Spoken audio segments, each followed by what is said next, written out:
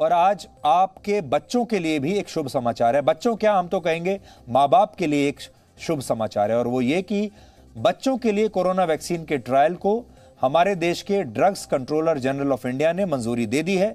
और भारत बायोटेक के प्रस्ताव पर एक्सपर्ट कमेटी ने कल 2 से 18 साल के बच्चों के लिए वैक्सीन के परीक्षण की अनुमति मांगी थी, जो उन्हें मिल गई है।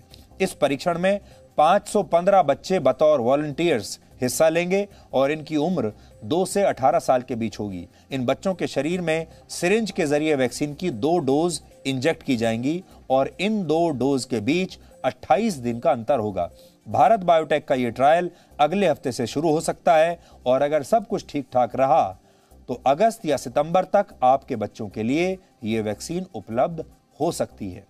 भारत में कुल आबादी का करीब 30% हिस्सा 18 साल से कम उम्र के बच्चों का है, जबकि 11 से 17 साल की उम्र के बच्चों की आबादी 17.5 करोड़ है।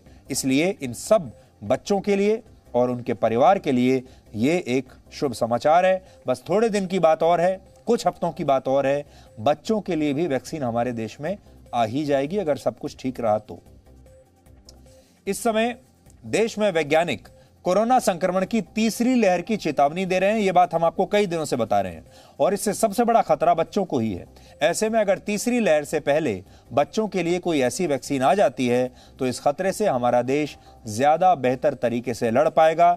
दूसरी लहर में तो हम मार खा गए क्योंकि हमने देर से तैयारी शुरू की, हमने अपनी जो तैयारी थी उसमें ढिलाई की, अपने अनुशासन में ढिलाई की और हम दूसरी लहर के लिए तैयार ही नहीं थे।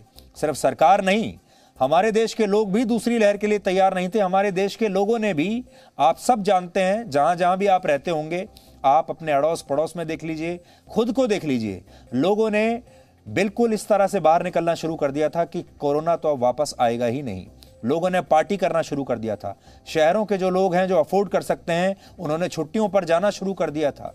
लोग गोवा में जाकर छुट्टियां मना रहे थे, वेकेशन कर रहे थे, पार्टियां कर रहे थे। बड़े बड़े शहरों में लोग एक दूसरे के साथ मिलना जुलना उन्होंने शुरू कर दिया था।